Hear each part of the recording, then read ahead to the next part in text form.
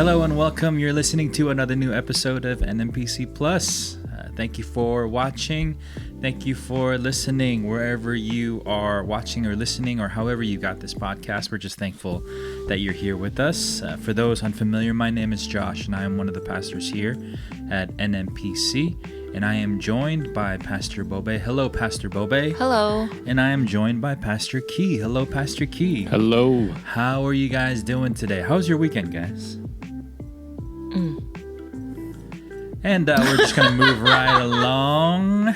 Don't care. It's good. Yeah. We had a celebration. We had a wedding at our church. That's yes. One of our members. That was a very beautiful celebration. Yes. Shout out to Jimmy and Jane. Congratulations, guys. Yes. JQ. Yeah. The venue was so wonderful. Yeah. It's beautiful. Really, really beautiful. Yeah. Yeah, and to that end, I just remembered. Sorry, Jimmy Kwan. I just remembered that wedding was this past weekend. Yeah. It honestly, it feels like 14 days ago. It Yeah. does. But I think that's why I couldn't answer right off the bat. Yeah. Yeah, it was a nice wedding. Yeah. They cooked my steak well. It was good. Very impressed by that steak. You don't understand. Never at a wedding have I ever had a steak true. cooked But is that really an properly. expectation? It is. Like when you're at a function like that? I just always assume like it's gonna be mediocre. No, you're right. So I do assume it's gonna be cardboard. But this time, because it wasn't cardboard, I was like, oh my God, it was really good. Yeah, it was done really nice. I usually get like chicken or fish because I'm just like you. Like I don't need steamed and boiled beef that like it looks right but it doesn't taste right. Oh man. But yeah, somehow like I had just gotten back to the table and the food was out. I was like, oh my goodness, I guess I'm eating steak, and it was amazing steak. It was well done. It was amazing. Not well done, but it was well cooked. It was well done. Yes. Medium rare mine was. Yeah. Oh man. So Yeah. good. Well, in any case, congratulations, Jimmy Kwan Yeah. and Jane Yoon, Yay. Mr. and Mrs. Kwan Yoon Kwan, whatever it is. Very big congratulations, not only for the fact that when two people get married, it's a really beautiful thing, but also because Jimmy himself is a deacon at our church. Yes. And so like it really, like a lot of people from our church were there. We got to celebrate together that way. I was also a groomsman. Yes, 'cause you Yes, you were. Jimmy Kwan is a really good friend of mine. You were my favorite entrance into, during the reception. Yeah, right? yeah. I was like, It was wow, alright. that was something. Yeah, I try. I'm not very like that. Yeah, you're normally, not. usually. Yeah, But I thought, like, listen, this isn't my wedding, so it's not about me. that's right. So I got to do what I got to do. I got to play my part here. That's and I right. got to step it up. I wish I had it on camera. You did like this weird stinky ankle thing. Yeah. You don't know the stanky leg? Yeah, stinky leg. Yeah, that's what. Stinky ankle Stinky thing? ankle. I've never in my life. That's like a Chinatown knockoff of stanky leg. The bootleg The version. bootleg version. The stinky ankle. Let's call it that. The stinky. No, ankle. you can call it that. What the heck? The stinky Hey, listen, ankle. don't put us with you. Oh, Not on that snap. one. He's doing the stinky ankle. Oh. This guy. Yeah, so I did a little bit of this, and then the stanky leg, and then but the whole weekend was really fun. Yeah. And yeah, the fact that like it was all of us that got to be there, like a lot of us from the church that got to be there. I don't know. I just had a really good time. One of the more fun weddings that I've ever been to, personally. I don't know how you guys felt. So good job, Jimmy and Jane. Good job. Well Proud done. of you. We are very happy for your new nuptials, and we wish you guys a very long and happy marriage. And good. That's done. We're done talking about it now. Next. Next. What else is on the agenda here? Okay. But yeah. But I mean, what else is going on, guys? I mean, we haven't we haven't spoken. Also, last week there was something weird going on with the video that I couldn't, because I'm the one that does the editing, and there was something weird going on with the video. So, like, this is gonna be the first time that they've seen us in 2 weeks. So we gotta give them something, Okay. Okay. I came prepared to say something, but it dropped out of my head. I went to New Orleans. Tell us a little bit about that. Oh, yes. It was hot, dirty, but a lot of fun. It was very different from here, obviously. The food was amazing. The music culture there is really fun. By 9:30 I was done. And by 10 o'clock I was like, girls, take me home, please. Yeah. Who did you go with again? I went with my 2 girlfriends that I met like previously, like at a different church. We're just really like good friends. One of them, she moved to Seattle, so we met in New Orleans. Me and my other friend Susan. Okay. Yeah, the 3 of us, and it was a lot of fun. We ate a lot. We walked so much, but I was so full still. Because like all the food is very buttery, heavy cheese, all the things I love, but is bad for my heart, and everything. But yeah, I mean, it was really cute. It was a lot of fun. Yeah, it was good times. Got my pedicure. I mean, what can I say? It was a good 2 nights and 3 days. Nice. Yeah, you don't need more than that, honestly. At least I don't think. All right. Yeah, the beignets were yummy. The beignets. Yeah. I think, though, our waitress, because the place we went to is cash only, and I think she did the math wrong. So we paid like $15 for like 6 things of beignets and like 3 drinks. It should have been at least like $25. Dang. Yeah. But then we paid $15. So shout out to the waitress. Okay. Why, yeah, whatever. Shout out to the shrewd business lady.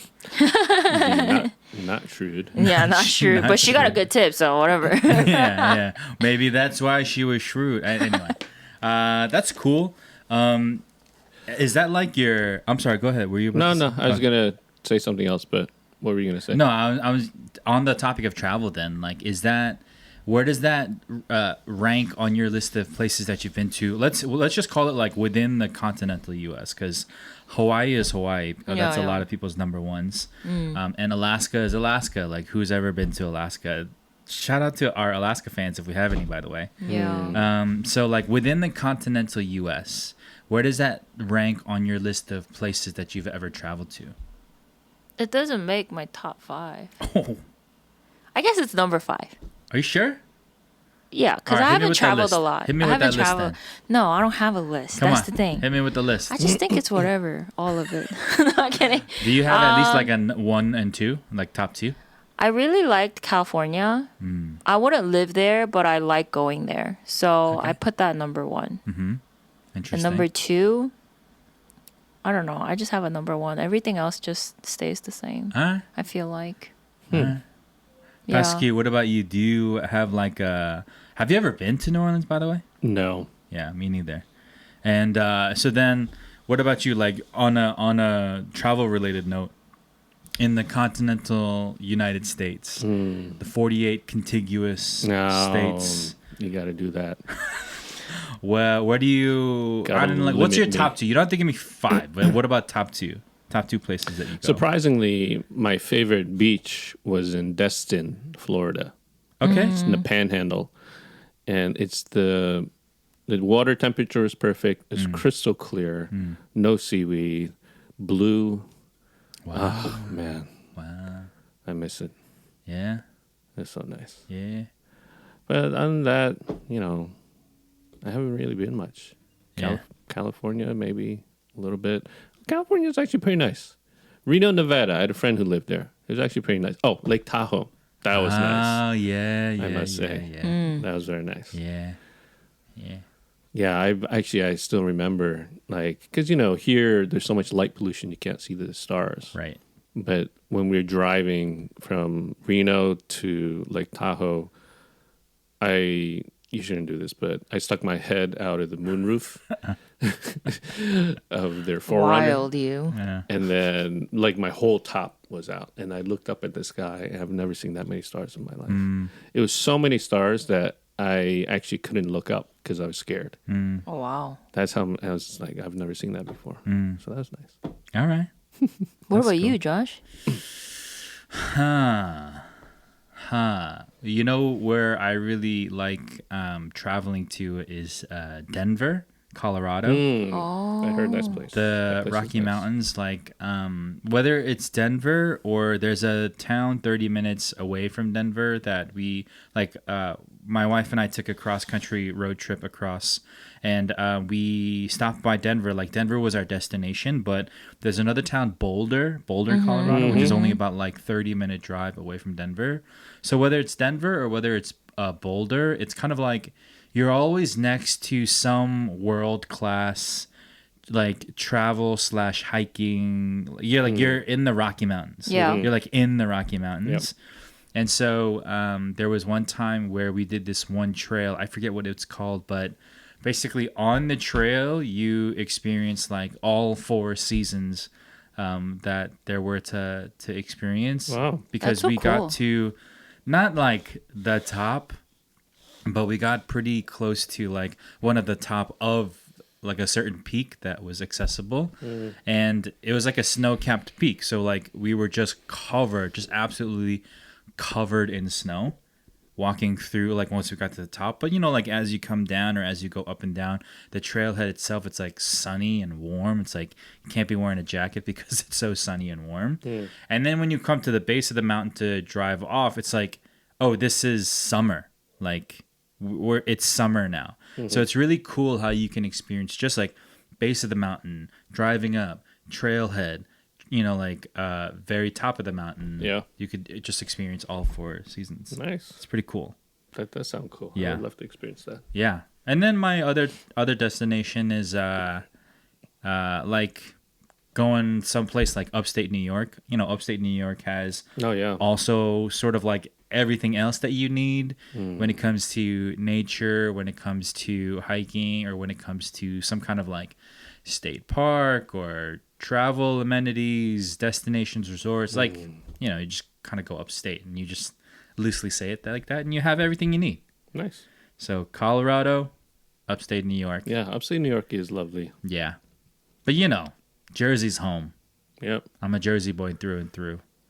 So I don't even really mean those things. I just want to stay home in Jersey all the time. Yeah, me too. Yeah. Me too. Yeah, so 3 introverts kind of loosely, not very convincingly talking about traveling.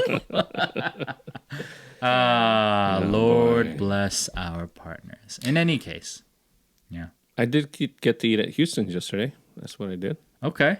We were celebrating my wife's graduation.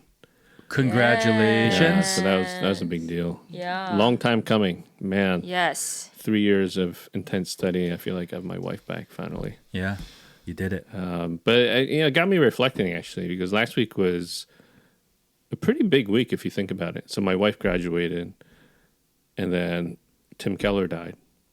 Yeah. Yeah. And then we had a wedding that following evening. Yeah. You know, and the very same day. So it got me thinking, like, man, this is so crazy. There's people who are embarking on their lives, and then another person who means a lot to people coming to the end of their life. Yeah. And just that juxtaposition for me was, yeah, it was surreal.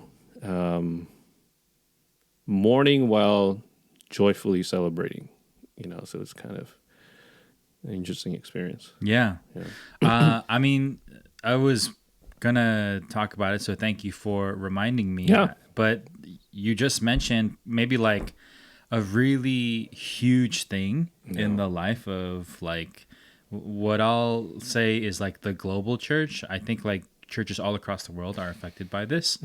But on Friday morning, we got the news that Tim Keller, after a long, arduous battle with cancer, finally passed away and went home to be with the Lord. And, you know, like I didn't really have a ton of time to process it in the moment because, you know, like it was the morning and the wedding party, he was getting ready and we were all getting dressed and stuff. But it wasn't until the day after where I finally was like, oh my goodness. Because I also had to preach this past Sunday. And in putting together the message, I was reflecting, and I just wanted to do a little something for Tim Keller, his family, and yeah, I just was reflecting on it.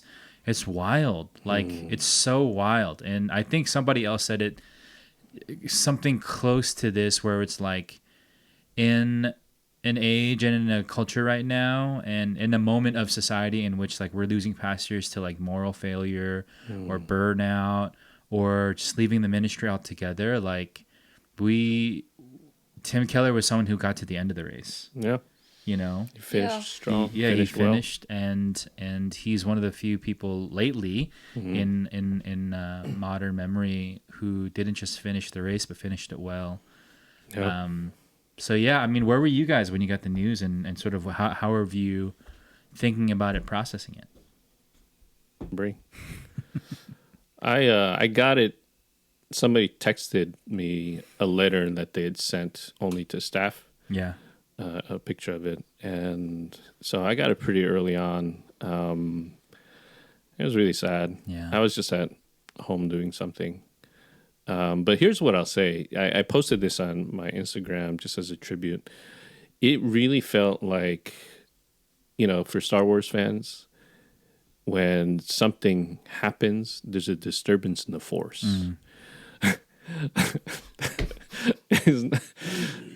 I mean, that's a nerd way to put it, but it felt like there was a disturbance in the Force. Sure. Yeah.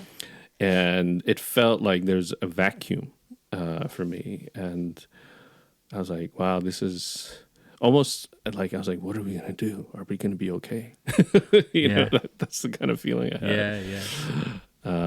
Actually, this week I'm going to be doing a sermon in honor of Tim Keller. It's one of the few sermons that I memorized that he gave a long time ago. But anyway, yeah, that's kind of what it was like for me. All right. Bobe, what about you? Where were you? How are you processing it? And, does it mean that much to you? Like, should it mean that much? I think I was at my apartment. Yeah, I mean, it was very sad, right? I wasn't a huge like Tim Keller follower, but so many people that I learn from and am around love Tim Keller and have like gleaned so much from him that I almost feel like I learned so much from him too. Sure. Indirectly learned so much. And when he passed, the first thought that crossed my mind was, man, I gotta do better. Yeah. Like, I really think it's a loss for our century, right? Like, modern day Christians, like, it's a really big loss. But there's such a rich legacy he left behind. And thank God for technology that we can have access to all the things, that he left for us. And we will continue to learn from him, I think. I guess that's the beauty of the 21st century. Yeah. So in that way, I mean, obviously it was very sad, but I was also like happy for him that he finally got to be where he's probably the most happy, right? Yeah. So even though there was definitely some tears and like mourning, there's like that coexistence of like grief and joy was for him and his passing. So I'm sure like that's how people feel too. Like a lot of people probably feel the same. So yeah. I think what gutted me was before a couple days before he died, they were posting things like he's praying, I want to be with Jesus. And just Tim getting to that point, because he was such a vibrant man, it was hard for me to hear that, seeing him in such a frail state or hearing about him in such a frail state. So that was difficult. But yeah, I think definitely he really was looking forward to seeing Jesus. Yeah. And good for him. Yeah. That reminds me of a story. This is like only tangentially connected, but I don't know why I'm reminded of it now. Something about the faith that you hang on to and what it does for you later on down the road. The idea that my grandmother, on my dad's side, my grandfather had passed away when I was maybe like 8 or 10 years old. So he passed away pretty early in my life. But then it took, it was another 8 or 10 years before my grandmother, passed peacefully as she could. And so like all of the cousins and all the aunts and uncles, we kind of remember this stage about her life. At least I do. The idea that like, so like cousins would go over, or there'd be times when like some of us would go over to the apartment, the senior housing that she lived in. And we would just go off and say hello. And towards the end of her life, she also suffered from dementia and Alzheimer's, and it got really hard at the end, where eventually we had to take her out of the senior housing and put her in a facility that could care for her a little bit more full time. But we remember thinking that though she like kind of didn't recognize a lot of us toward the end of her life, which was really hard. But she would always talk about like, oh, I was praying this morning, or I was doing this. And she just kind of held on to her faith all the way to the end.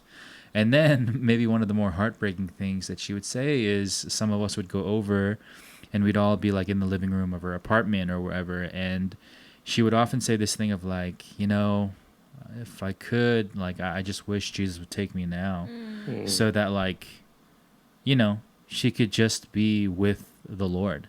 She could just be at home in peace with the Lord. Yeah. And I think a story like that of my grandmother, and I'm sure like we could each point to a similar story, right?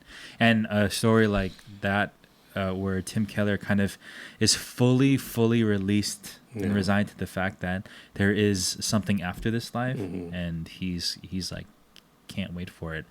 I think there are times when I feel like I'm there, but probably like not in that same level. Like there's so many things that I'm still, I hold very precious and dear and don't want to lose here in this lifetime. But yeah, I mean, even that, like Tim Keller's teaching us a lesson, right? Like there's something better than this lifetime. Yeah. As sweet as you think it is now, with the Lord, with Jesus in heaven for eternity, just that sweet communion. Yeah, so big loss. Yeah. Heavy and sad day. But, also thank you. Yeah. Thank you to Tim Keller. Everything, his ministry. Not just Tim Keller, right? But like all of the people that he discipled and who continue to still be good and faithful ministers of the word and sacrament. And so, yeah. Big weekend, I guess. Yeah. It was kind of surprising, all the stuff that happened. Yeah. Super surprising. Yeah. How about this? Let's take a break. We're going to have to take a break, maybe give a bit of a palate cleanser before we move on to the next thing. And so, yeah, how about that? Maybe, sounds good. Maybe a couple seconds, and then we'll move on. Don't go anywhere. We'll be right back.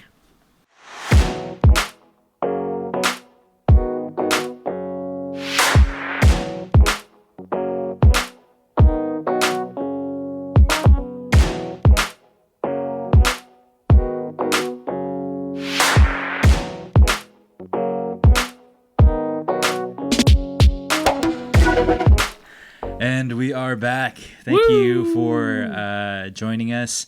Thank you for hanging on. We just needed a quick little palate cleanser. Not because it was bad, but just because what we wanted to do next in this next section just requires a bit of a left turn, and so we didn't want it to be too jarring. We still remember the great weekend and the great people in our lives, and also Tim Keller. But for now, in this section, we're going to be moving on. I thought, and again, a couple weeks ago, I had announced that we would try to make efforts and inroads to asking larger, more topical things. But I think this thing that I wanted to explore today would also benefit from, talking about the sermon a little bit, and then so we'll do that portion, and then we'll kind of take it from there. No, sorry. What? Just had something. You all right there? I'll throw it in after you summarize whatever you're going to summarize. Okay.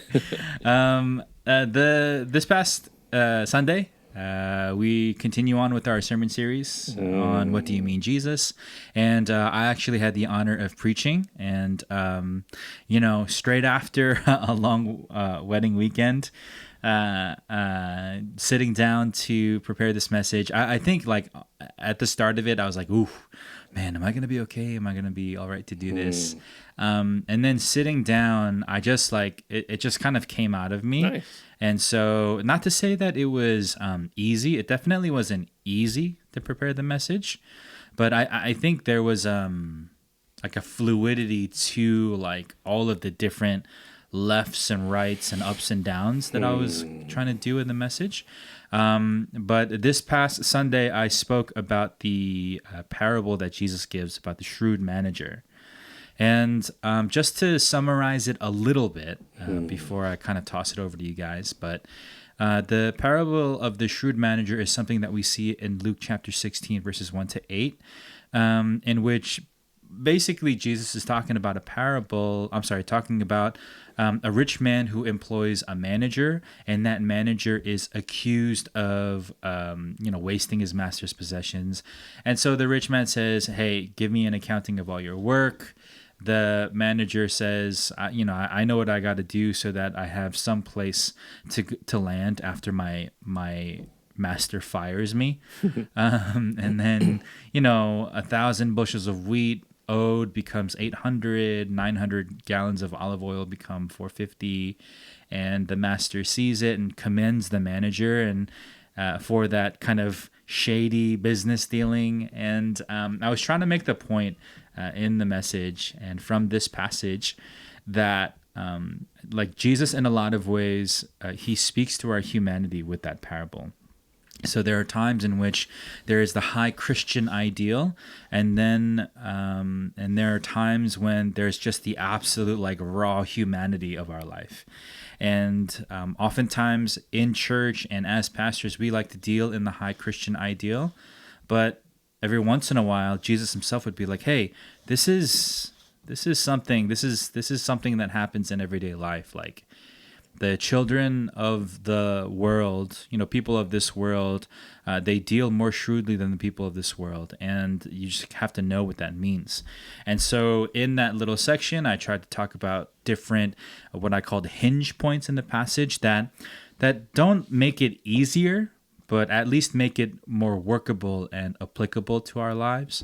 I gave like 4 different hinge points. The ones that kind of come off the top of my head right now are sometimes you just got to do what you got to do. That's one hinge point. The next hinge point is like there are times in which you are called to be as innocent as a dove, but also as shrewd as a snake. Also, that word shrewd isn't just to be like knowing what to do, and it's like there's all these things, right? So if you want to listen to the whole message, just pause right here, go back one episode and listen to the message. So I did a lot of things, and I know that I sort of did a lot on Sunday, but yeah, it was the parable of the shrewd manager. Ultimately, just to kind of wrap up this portion of it, ultimately my thought as to why I chose that passage was because if we're going to ask, what do you mean, Jesus? Like, it seems a little redundant isn't the best word, but it's the word that I have right now. But like, it seems a little redundant to ask, what do you mean, Jesus? When Jesus talks about the idea of forgiveness. It's like, it's pretty easy to understand what he means. He means to forgive someone and forgive them completely. 7 times, 70 times, he would say in one point in the Gospels. But in this passage, in this parable, Jesus himself would be like, people of this world deal with people of this world more shrewdly than people of the light. And you go like, what? It's like, to the point of the series and to the point of our yearly theme, I just thought like, hey, if we're going to tackle anything in this series, this has to be at least one of them. To be like, I ask myself all the time before this message, like, what do you mean, Jesus? And I think I kind of scratched the surface of it, but I don't know. Like, what did you guys think in your hearing of it? Like, I guess the question is like, how often had you thought about this parable before? How often did you think about like the parable of the shrewd manager and like what it means to your everyday, experience and living, and ultimately like what do you think of the message? Yeah, I had some good thoughts while you were giving the message, but it really just affirmed this idea that. So when I was in college, I thought, okay, being a Christian is being a doormat, right? And that people walk all over you and this and that. And there's a component to that when, for example, Jesus dies on the cross. Sure. But one of the things that Jesus always emphasizes is, well, I'm not a doormat because, you are better than me or you have the ability to walk over. I'm a doormat because I've chosen to be. So he's like, I still have my autonomy and my whatever. And so it took me a while to understand that being a Christian doesn't necessarily mean you're kind of this weak thing that gets taken advantage of. And, it's I feel like when I look at the real faithful Christians, they're really strong people, right? And maybe they will give up in order to be taken advantage of, but it's not out of weakness that they necessarily do that. It's like a deliberate decision on their part. And so it got me thinking about, something as simple as, so I'm reading this book called Never Split the Difference. It's about an FBI negotiator, and he's like, these are tactics that you can use in everyday conversations and business negotiations and meetings and things like that. And some people would say, like, well, why can't you just be a Christian? Why can't you just be nice and kind of be in a meeting and just live out that way? But what I realized is, I can use these tactics with integrity, but still human beings are psychological beings, and me using these tactics to get kind of the things I feel like the kingdom wants and the gospel wants, I think that's okay. If I go to a car dealer, and negotiate, a good deal for myself, as long as I stay within the rules, I don't think that's a bad thing. Sure. And so, so long as, I'm not like so bad that he doesn't get any kind of commission, right, because he needs to put food on the table as well. But yeah, I don't know. It just made me kind of feel comfortable with, hey, it's okay to be shrewd. And I feel like Christians need to be shrewd in this world, and it's okay. And people feel like, I can't be that because that's not Christian-like. I don't think that's true. I think this parable really emphasizes that. Yeah. Bobby, what about you? Like, how often do you think about a passage like this? And I mean, what does it even do in your brain or in your mind to think about it? I'll never think about this passage. Like, honestly, I think this is one of those things that I just read and gloss over because I don't understand. Sure. Can I say something real quick to that?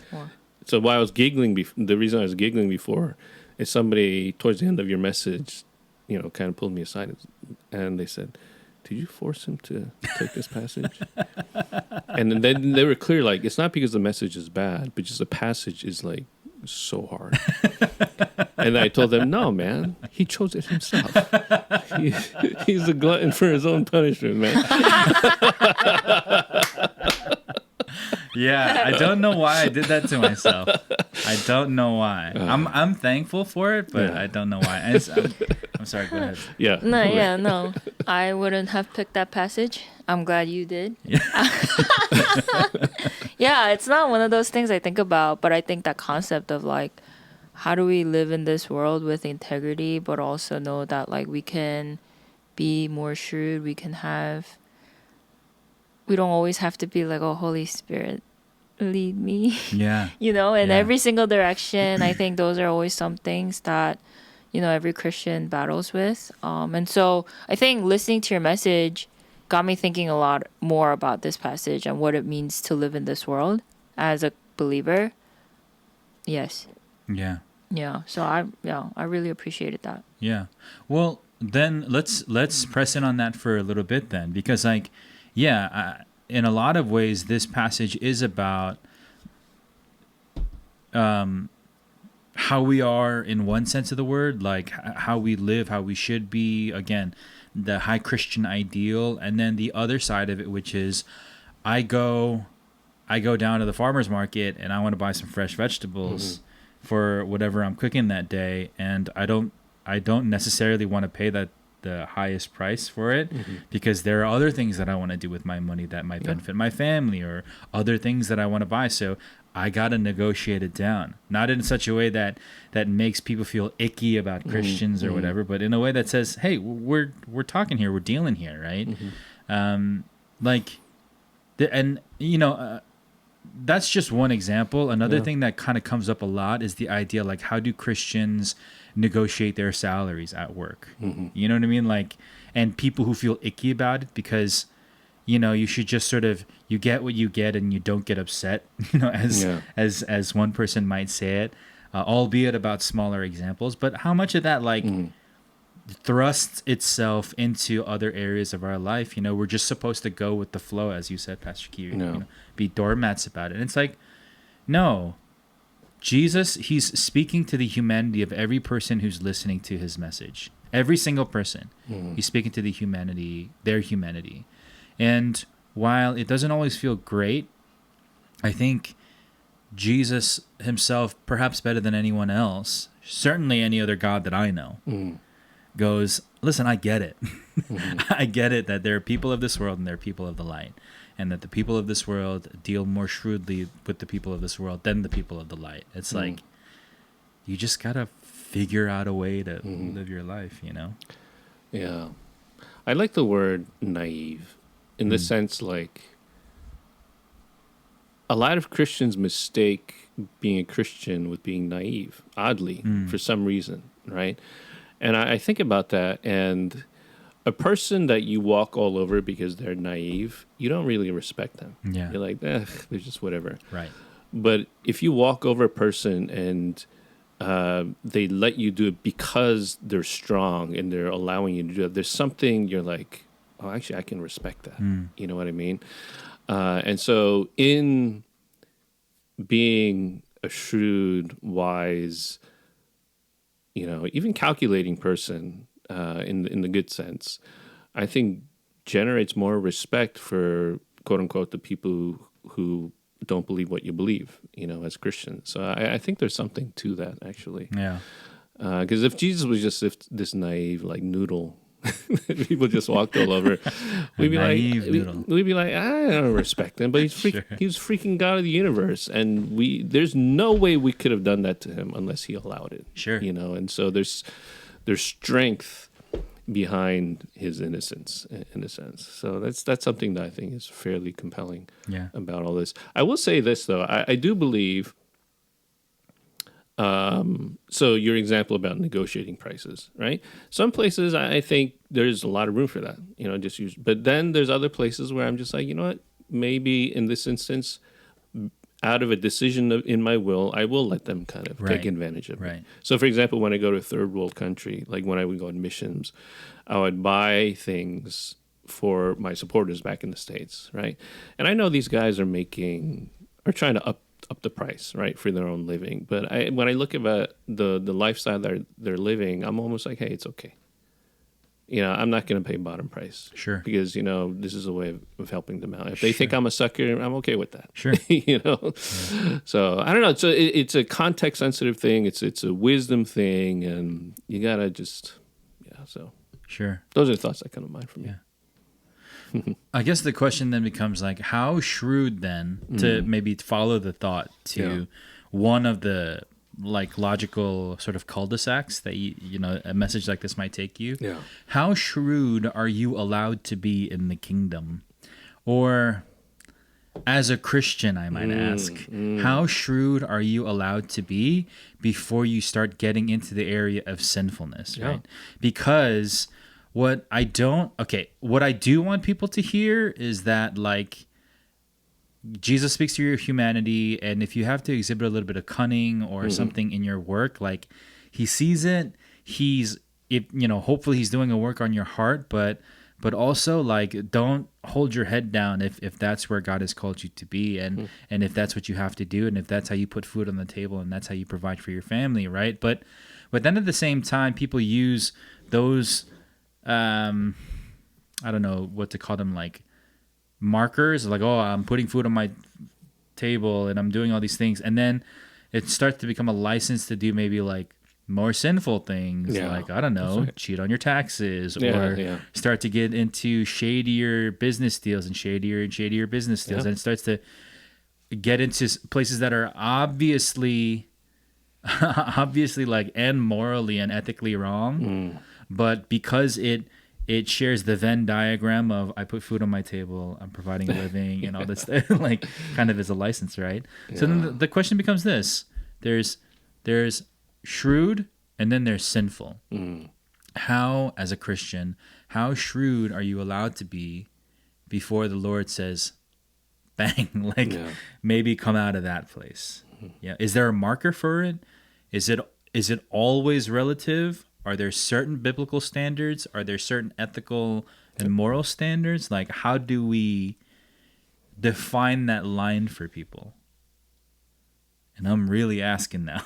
Like, how do we find that line? How do we help people define that line for themselves, at the very least? I think it has something to do with integrity. Yeah, and like, I don't know. I'm just thinking out loud. I think sometimes Christians mistake confidence with pride and knowing what you're owed with being prideful. Sure. Well, I think that's not exactly the right way. So then if you know that, and you also have to be aware, like, what is my intention in acting shrewdly or doing this in this way, right? Like, is it ultimately, what is it? Is it my greed that I'm trying to like go with? Or is it really that, this is what I gotta do. Right. You know what I mean? I think that's some things. And I think similarly, the way I think about it is like when you make a certain decision, there are decisions that are both really good. Which one, like if I choose this one, am I disobeying God by choosing this one? It's not exactly it. Either way, God will bless you. It's just a matter of like, are you, like, is this like sinful to you? No, it's not. Then it's okay, right? Like, you're not going against God's word. You're not going against like, like standards. I think once you start to compromise on your standards as a believer, as a Christian, I think that's when you dip into like sinful ways. Right. I think. Right. So you have your own baseline set of things that you try to live by and hold yourself up to. Yeah. And if a certain situation causes you to even compromise those things, then it's a pretty good indication that I shouldn't be doing that. Yeah. Yeah, I think like, I don't know. I want to be better at like thinking more about, I do deserve this. Like, this is okay. This isn't so bad. I think I just err on the more sensitive end in my personal life, I'm saying. So I need to be better at like, it's okay. I don't always got to lose out. Because like somehow like losing out is glorified. Yeah. Sometimes. Yeah. And I think that's not healthy. No. So, balancing that, I think is, something to do. Balancing requires a lot of wisdom. Yeah. I would say. But yeah, I like the principal idea that Pastor Bobby laid out. Also, like, there are basic black and white things in the Bible that say, like, you shouldn't do that crap. Sure. But I will say, lying is an interesting gray area in the Bible. Interesting. If you think about it, when, for example, in the whole Moses thing, right? How the Hebrew wives were hiding the infants from being killed. They were straight out lying, and they were rewarded for that. You know what I mean? And so that's kind of like, that's interesting, But besides kind of those areas, biblical standards, very black and white principles, but also I think and this is why I'm always praying for wisdom, like, because besides these things, there's all this gray here. Like, I have no idea, God, and so I'm really praying hard and asking for wisdom, and it just at that point, my conscience interacting with the Holy Spirit kind of leads me through that. I will say though that was that's not the easiest thing for me because, like Bobe, I tend to err on the more sensitive side. But I don't know. It hasn't necessarily borne out to be good for me or my family and things like that. And I realized now it's okay to draw these boundaries. But yeah, that's kind of the best way I can go about doing stuff like this. Sure. I don't know why this is the example that comes up, but okay. To the whole, there are gray areas. Then let me just ask a gray area question. Yeah. You know how this is gonna be fun. you know how like okay, you know how you go to a restaurant and the server is taking your order, and you have a very specific order, blah blah blah. This is not a real world example. I'm not like pointing. I'm literally just like, my mind for whatever reason went here. It feels real world. It's a hypothetical. I swear it's a hypothetical. Hypothetical, but very real. It's a hypothetical. It can happen to anybody. You go to a restaurant, you have a very specific order. The server takes your order. X amount of minutes later, your food comes out, and it's not quite the way you ordered it, and you have to send it back. It comes out, and it's still not how you got it or you wanted it, and it's like, whatever. And then it's just like, you have one of those experiences at restaurants in which like you've had to interact with the server a lot, and you're trying to be as respectful as you can, blah blah, whatever. The bill comes out, and just something on that bill is not the way that it should be, and it's like, so the question becomes like, how then? What then do you do? Okay, here's a real world example. I'll give you a real world example, and I won't say that restaurant's name. But I went out to a birthday dinner, and the birthday dinner was at a restaurant, and it was a Korean restaurant. So I'll go that far to say that there was a Korean restaurant, and a lot of food on the table, a lot of things, and in one of the shared soups, like the doenjang jjigae, right? I dipped my spoon into the soup, and I like felt something hard. I was like, oh, I didn't realize that there were clams in this thing. And so I scooped it out, and then I said, and then I picked up, and it was a set of keys. There was a set of keys, like to a locker inside the soup. And so,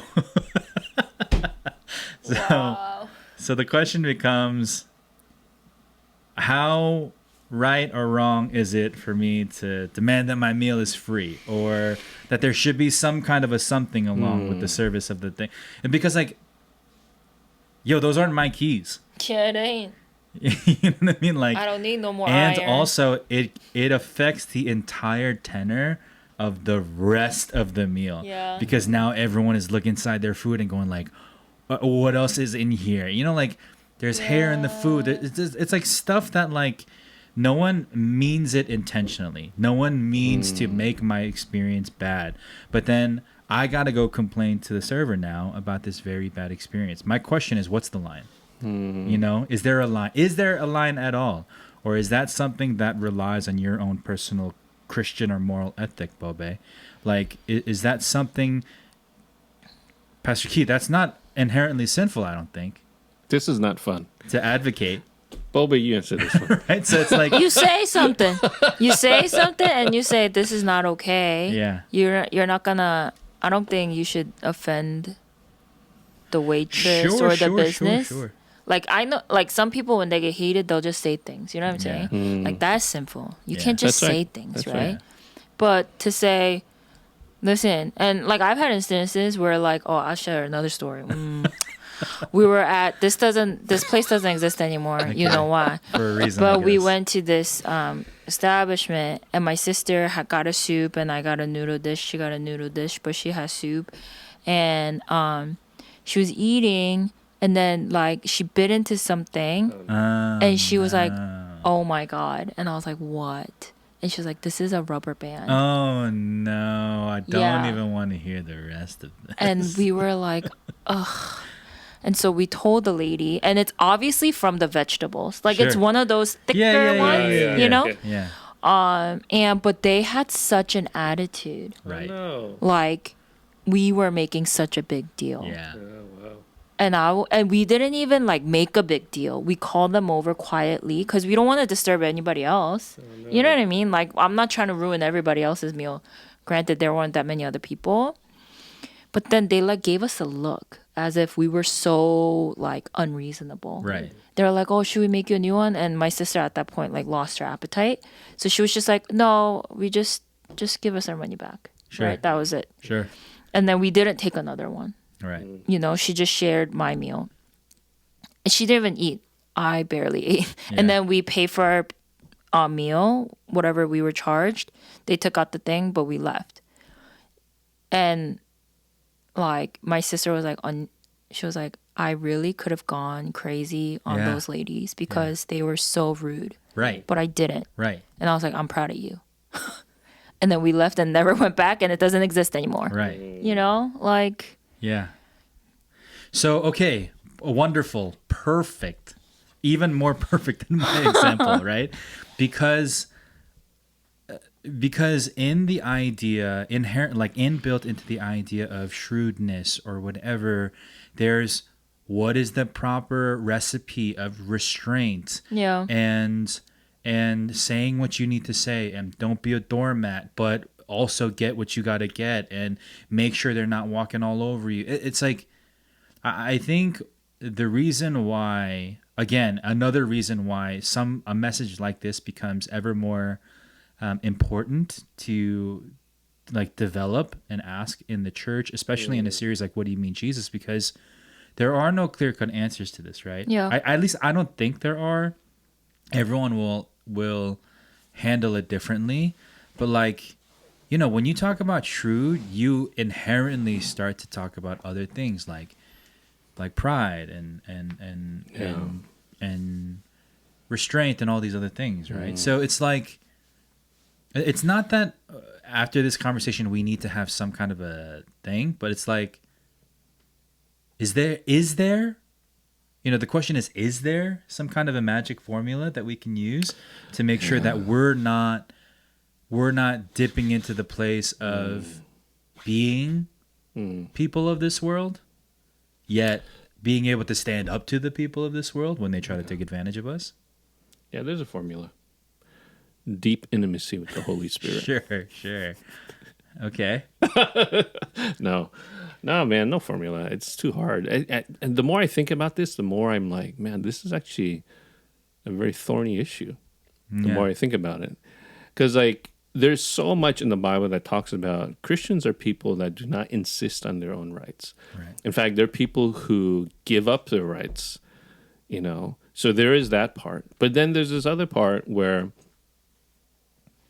you know, you're not naive, right? And man, that's an interesting thing to wrestle through. It gets me thinking about this one person who is kind of a mentor to me, and you know, they said there's this person who's not completely mentally stable was kind of encroaching on their property and making people in their family feel threatened, and this and that. And he was like, what I needed to figure out in that moment is, how do I treat this person with dignity as a person made in the image of God, but at the same time protect my family? Right. And so he called the cops. He told them what was up. The cops said, if we really can't do much because she hasn't really done anything. So if you really want something to happen next time, you need to put some sort of injunction with the court and get something where if she does something that, you know, I don't even know what the legal stuff. And so he's like, he prayed about it, he wrestled about it. He's like, no, I need to do that so that they can prevent this person from threatening and making their family feel uncomfortable. And in fact, maybe even intervene, Right. you know, to be helpful to his family. And so he worked within the system. He was very shrewd within the system. And it was a hard thing for him. He's like, what do I do as a Christian? Do I just let this person come in, you know, and just kind of, you know, just work with that? And so he drew a line that I thought was pretty good. Yeah. But I will say, it's possible somebody else might have drawn it differently, and it's okay. And so I don't know. That's where this is hard. Yeah. Yeah. It's it's one of the few times I can recall, I think, that Jesus himself speaks to an issue that is not entirely black and white. So there are times when he says, I am the way, the truth, and the life. No one comes to the Father except through me. That's pretty black and white. Yeah. Meaning there are no roads to heaven that can be paved with your own hands and actions. It is through Jesus. There is no other way. He is fully God, and he is the only way to the Father. He is the only way to heaven. Whosoever shall come, right? And then, for whatever reason, Jesus himself speaks to this place, right? You know, I toward the back half of my message, I brought up the prayer in John 16 that Jesus prays for his disciples, and he's basically like talking to the Father now, and he basically says like, Father, I pray for them because they are not of this world, but they are in this world. They are not of this world like I am not of this world, yet they are in this world. And that idea of in this world, not of this world, it's a tricky thing, right? Like, we like when sermons are, and messages and Bible studies and teachings, we like when they're not nuanced as a church. Because then we go and we leave and like, okay, I know what the pastor said. And I even spoke about this. It's like, I know what the pastor said. I will either reject it or I will not reject it. When a sermon, teaching, message, whatever is nuanced, even slightly, the person doesn't even get to wrestle with whether or not they will or will not accept, but they go, what the heck was that even? Yeah. Right? And so, yeah, I mean, it's one of the few times that I remember reading the Gospels that Jesus speaks to a very, like, such a shady and gray issue, you know? Which leads me now to kind of pivot a little bit, which leads me now, like, okay, putting aside the parable of the shrewd manager, okay? Let me ask you this, because there are times, aside from Luke chapter 16, aside from John chapter 16, there are times in which we read the Bible and we read something that we don't know what to do with, right? And I mean, we as pastors come across those places all the time. Imagine the layperson. Imagine the person that has a job outside of the umbrella of ministry and church, like local church. It's like we read things all the time and we don't know what to do with them. So the question becomes like, what do we do? What do we do when we get to a place in the Bible and we don't know what to do with it? Like, Key, Bobe, I'm asking you guys what you do. Like, what do you guys do when you get to a place like the parable of the shrewd manager? And, like, how are you legitimately, intentionally engaging with these kinds of places in the Bible? And if you have pointers. Initially, I just move on. Yeah. But then I think a lot of times... I think, recently what I realized is, like our Bibles generally, they're like divided. The bold, like in the they're divided into sections, paragraphs Chapters, and stuff. sections, all that Sometimes those get in my way. Yeah. Those things get in my way. So I try not to like hold on to those too tightly when I'm reading the word. So I think that's one way to like, because sometimes the way it's broken up is not supposed to be that way. So knowing that, maybe if you're not understanding a certain section, then you can read a little bit more, right? I think some books are supposed to be read in conjunction with another book, right? Like Ezra and Nehemiah should be read like as one thing because it was written as one thing, right? So knowing that already helps the way you understand the fluidity of the story, right? Now, when it comes to like things that are different, like difficult to accept culturally, I think that's where it gets a little bit hairy, right? Like the women submit to, like wives submit to your husbands, the husband is the head of the household, like the head of the house, blah blah blah. Those things are always the my god, like women in ministry or like just like divorce, things like that, right? There are just so many things there are just certain things that are so different culturally nowadays that we need to wrestle with. So how do I go with that? I listen to a lot of different smart people that have done the research, like just being honest, right? Like thankfully, like we have resources and accessibility, and YouTube is accessible for everybody. It's not just for the pastor to like Google like whatever. And obviously you have to be cautious about leaning just in one way. Sure. But there are people out there that have done the research, that have come up with something that is good, And so tapping into that. Now, when it comes to like on the personal, like more like spiritual formation stuff, I just meditate on it until I understand. I just gotta meditate. I don't know when it's gonna happen and I would be enlightened with what really the Lord is saying, but I just meditate on it for months and months and months if need be. Sure. Yeah. So when was the last time, or do you have like an example of something that it didn't happen right away, but you struggled and, as you said, meditated until finally like some kind of a light switch goes off on your brain? And that's not to say, right, the months and months of meditation, that's not to say other people aren't speaking into it, but the real true heart work like primarily is being done inside yourself before an external voice gets there, right? So like, do you have an example of something like that might be a benefit to the listener or to the audience member? I'll tell you a real life example. Go for it. Right? Or for the last like 6 months or so, I've been really meditating on two things. Abraham's story and the one where Jesus sends his disciples 2 by 2 and he says, don't take nothing. Just go and find the person of peace, and if that is what it is, and if they don't accept you, dust your feet. I understand it, right? I know what he's saying, but what is that to me, right? There's a reason why God highlighted these two passages. So I've just been sitting months and months. I'm still waiting for it to hit. Sure. It's been like 6 months. It's been about 6 months since I've just been meditating on it. And eventually the Lord will give me something that makes sense on why I'm meditating on this. Sure.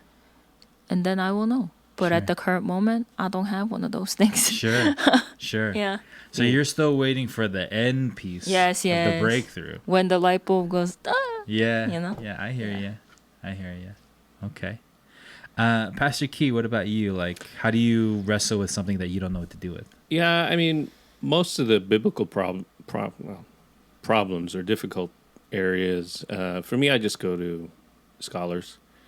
Because, that's why there's teachers in the church. And inevitably, I come across enough information at that point when I go to the scholars and I'm like, oh, okay, see, I didn't know this information. That's why it was so problematic for me, And so that's kind of typically, most of the time, that kind of resolves it for me. But the whole personal thing, one example for me was this whole for God so loved the world, right? Been quoted that passage all throughout life. You see, in John, you see it in baseball stadiums and stuff. And one day I was just praying on it, and it clicked. Wait, I'm part of the world.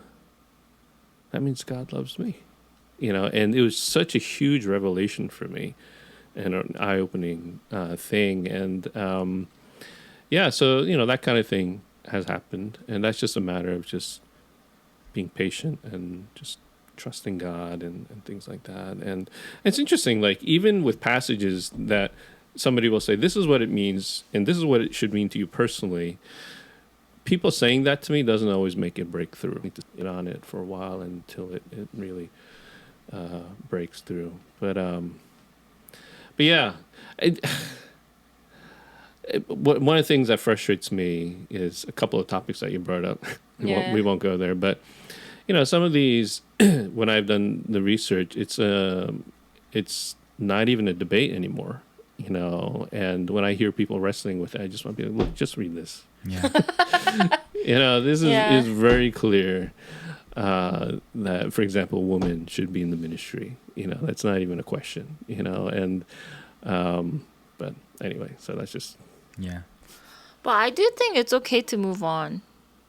You know what I mean? Like when you come across a passage and you don't understand, Yeah, that's right. it's okay to move on. I think, at least like for me, when I read the Bible, or I used to feel bad for not understanding because I felt like I needed to understand. Of course, I should understand. Like, I'm a follower of Jesus. Why don't I understand this? I think those were some of the thoughts like I used to have. But then I realized like there's so much to uncover and to know. And even the passages you do understand in this season, in the next season, or what in the coming times, like there'll be a new thing that you uncover, right? So just because you don't understand something today doesn't mean you won't ever understand later. That's right. Yeah. You know, and I think I do want to like encourage people to not just rely on our Sunday messages, but like definitely do your own readings. And if you're curious about something, right? Like people are so good at researching the specs of a car or like a new thing that comes out right. or whatever. Like people are experts at doing research for that. Like why not for us when we read the Bible? Why do we only leave it to the professionals, Sure. quote unquote pastors, right? Sure. Like knowing the word is a commission to all believers. Yeah. So like I want to encourage and empower all the listeners to do your own research. And if you need some like guidance to figure out like who's a reliable source, then ask us, because we are supposed to be that, right? That guide. Yeah. No, that's right. It's so funny how many people will be like, "Oh man, I read about this and then I went down this rabbit hole." Yeah. I went down the Reddit rabbit hole and I found all this information. Yeah. Like, you can do the same for this. And I love your cautionary Core. core, New That York, the Jersey. 1940s. Whoa. cautionary statement at the end about, not everything on the internet is legit. Yeah. So you should probably try to find the legitimate scholars Yeah. and stuff like that. I did think of an example, though, that I think was one that really caused me a lot of angst. Okay. And that's the one where Jesus talks about the one sin that's unpardonable is the blasphemy of the Holy Spirit, right? Yeah. I remember in college, man, that threw me for a loop. It's like, did I commit it? Oh my God, Jesus, did I commit it? Right? Oh my God. And then, then you grow, and then this is where you you leave it. You're like, hey, I don't really understand. I mean, it is an existential thing, so it's hard to leave for some people. But then as I had lived life, I'm like, I call myself a disciple of Jesus. If you're in that place, you're not even in danger of committing this type of thing. This is for people who don't want anything to do with Jesus, And so yeah, I don't know. That's one that really kind of stuck out for me. And it's a hard passage to deal with, I think, at times. But you sit on it, you pray, you hear from other people, and then hopefully you get to a place of resolution. Yeah. I to your point, Bobe, about go, try to find it for yourself. It seems like lately I say it at least once every message that I give personally, of like, I even said it. You did. I said to like during the message, because there was a section where I was unpacking the word that was used, shrewd, shrewdly, and I was unpacking it. I was unpacking it in its original context, and I was sort of trying to link it to something else to help us make it a little bit more digestible. I was trying to highlight the difference between our modern understanding of the English word shrewd and the something closer to the original word, which is phronimos, which is like to be prudent and wise, all that stuff. And in that section, at the beginning of that section, I said, by the way, everything that I did here in this section is available for anybody with internet connection to do. Go to blueletterbible.com, you search it up, and you click on all the little buttons that you can click on and just read and read and read whatever you can. If anyone needs help navigating Blue Letter Bible, Strong's Concordance, different lexicons, different commentaries. If anybody needs help doing that to enrich your own search for the Bible and biblical truth, email me, call me, text me. I will sit with you for however long you like until you get familiar with these tools, because I believe, just like you believe, Obey, the Bible is not completely unknowable. Neither do you need a seminary education to know it. Yeah. If that was the case, then the entire global initiative, like the global missions initiative, would be cut by about 98%. That's true. Like, So true. the global missions initiative requires people to go out beyond their capability and start to preach the word of God. Yeah. If it was only seminary students, nobody would go on missions. Yeah. So please believe the Bible is not completely unknowable. Yeah. It is absolutely knowable. I will help you search. We will know in part, but we will know that part. You know, so I'm totally with you guys. Yeah, I like that.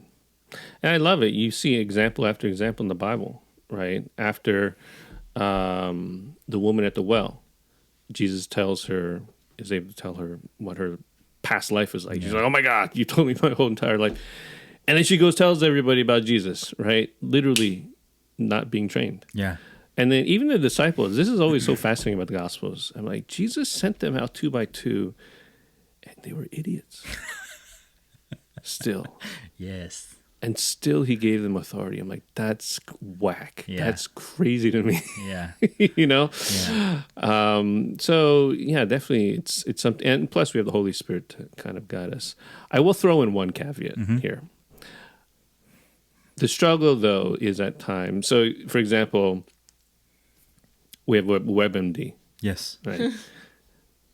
And then we have all this accessible information. Oftentimes people, they have this information and they're like, okay, I know what this is, but they don't really know what it is because they don't have the body of information to kind of navigate it in a healthy way, right?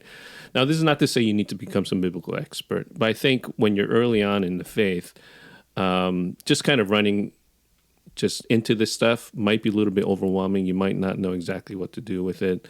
As long as you are developing and are part of a body to kind of help you keep these ideas in check and even get to a place where you get to have a solid grid of a good understanding of the gospel. Until you're there, it might be helpful to kind of have somebody to kind of walk along with you, you know, be a coach with you. Because there's not so nice players on the internet as well. Yes, that is true. Yeah. But so, yeah, I mean, I just want to leave it at that then, try to find some place to find an endpoint of our conversation.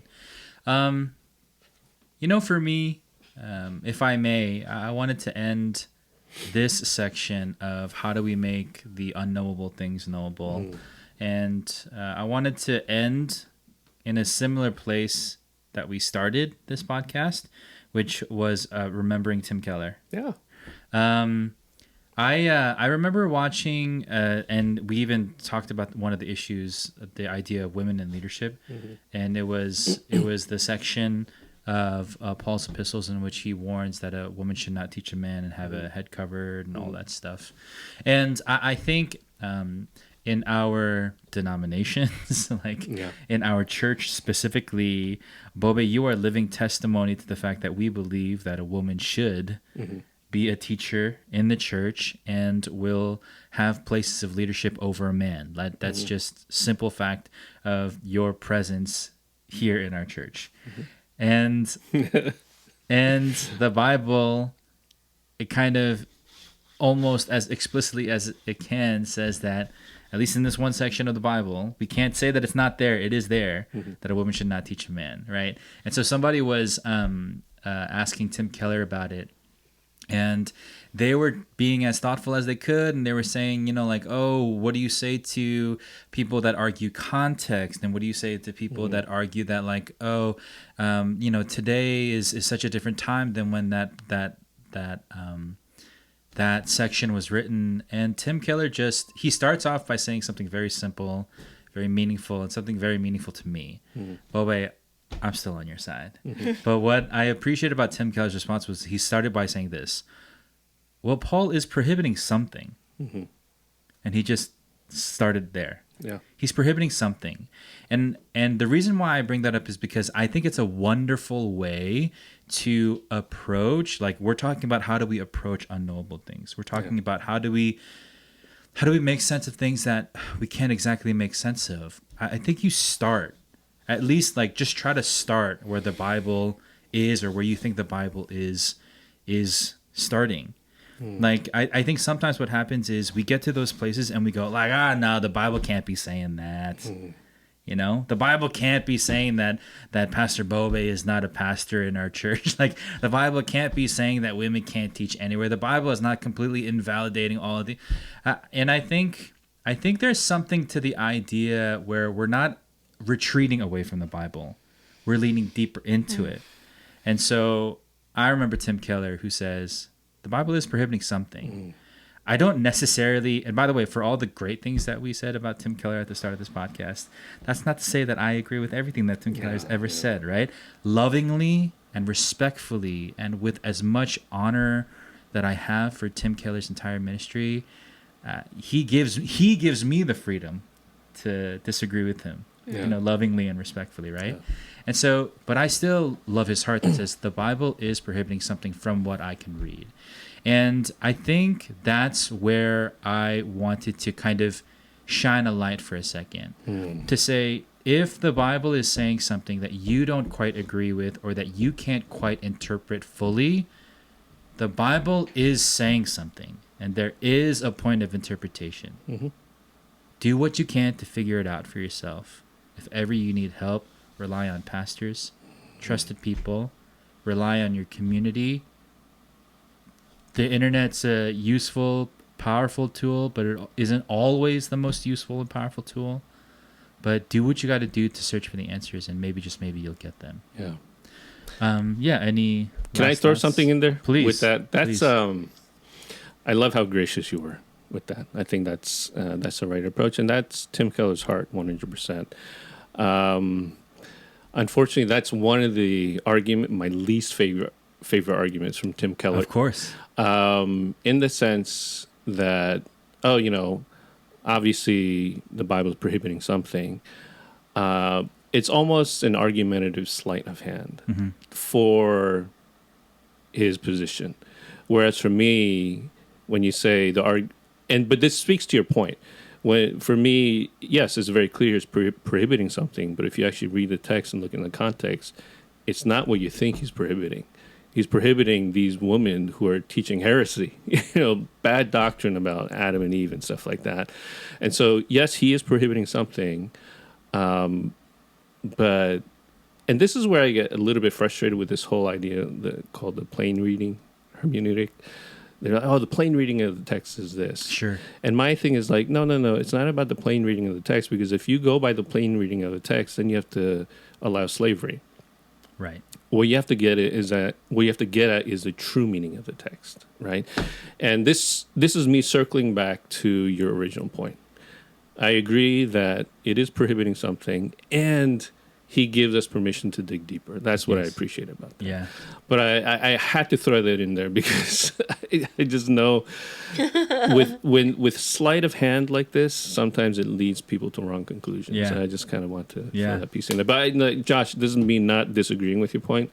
I 100% agree with the spirit of what you're trying to say. No, I appreciate it. And you just did. You literally just did what I am telling everybody else to do. That's right. Which is, if you didn't agree or if there was something off color about what I just, press me on it. I swear I will clarify it. Yeah. I'll walk with you through it, and I'll give you the room to disagree with me. Yep. You know what the great thing about it is? So does the Bible. Yes, exactly. The Bible is there. I don't think for all of like the enemies of the faith that there are, I don't think the Bible itself, or I should say like God in the words of the text, I don't think God himself is very worried about like the detriment that those enemies might do to the text. I think what he's more happy and joyous about are people who find him in it. Yeah. If that makes sense, right? It kind of goes back to what Luke 16 says towards the end. It says, "For the people of this world are more shrewd in dealing with the people of this world than are the people of the light." There's a kind of thing that says you can look at it this way, that there are enemies of the faith, that there are people that actively try to say that the Bible is not real, it's not a historical document, therefore it can't be real, or God is not real, so obviously I'm not going to listen to the Bible. The Bible says, okay, fine, there are people like that. But you know what? The greater victory is when people find God in the Word. Yeah. When they find Him. Yeah. When they are able to go past the place of all of this noise and say, I found God. Yeah. You know? I love that. Yeah. Can I add one more thing? Yes. Not about this. Yes. Because I just, now that we have this platform, sure. you know, here's what I'll say. So I don't know if you guys remember this blogger and our author. Her name was Rachel Held Evans. Do you remember her at all? I'm not sure that I do. So she was, quote unquote, a little bit more liberal than Tim Keller, right? But still, very wonderful woman of God. She died from some sort of blood poisoning at a very young age. Tim Keller had interacted with her in the past, and he tweeted, he said, you know, man, I'm so sorry for your loss, and just didn't say anything like, you know, even though I disagree with her, I still love her. He just straight up was like, I'm so sorry. You know, didn't qualify with any, like, to make him feel like he's not in league with them. Or he just straight out of compassion just said, without qualifying. And with Tim Keller, you know, I recently wrote a post, you know, and I wanted to do that. Like, you know, there are areas where we disagree with him, right? But, you know, he's a brother in Christ, and we shouldn't have to draw those boundaries as we're kind of trying to honor this person, you know. And so, I don't know, I just felt like that's kind of a legacy of Tim Keller in the sense that he just loved people who were trying to follow Christ and people who weren't, right? And just really saw them for their humanity and didn't feel like he had to kind of always, fall in, like Jesus.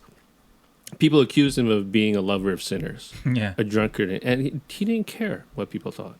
He's like, I'm just going to love these people well. And I feel like that spirit of Keller is something I really appreciated. And I throw that in here because I didn't want it to seem like we're, I don't know. I just wanted to end on a positive note about Keller, you know, at the end, because we did kind of broach some areas where we might disagree, but I don't want that to pollute the fact that, hey, we really love this guy. Yeah. You know, so. Yeah. I think that's pretty clear. Is that fair? I don't know.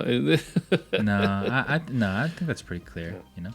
But that's the same thing about us, you know? Like, oh my goodness. Sorry. You okay? I think we should just end it there. Yeah, let's end it there. Pastor Key, all right? Oh my God, are you okay? Not water. Don't cry now. Down the wrong tube. Oh my God. Pastor Key, I swear I'll cut that part. I don't do a lot of cutting, but if you want me to cut that part, I'll cut it. No, I'm good. You gotta keep it real, man. Yes, keep it real. This is a pretty good place to end it. I think something's happening here. It's a pretty good place to end it. I'm gonna have to check that. Thank you so much for listening to another episode of NMPC Plus. We're going here, there, and everywhere as we always do, but at the end of the day, we just hope that this conversation is edifying to you. We will, of course, be back soon with another new episode. So until then, we pray that you are blessed. Pastor Key, I pray that you don't choke anymore. Oh, no. And we will be back. Until then, this is NMPC Plus signing off for now.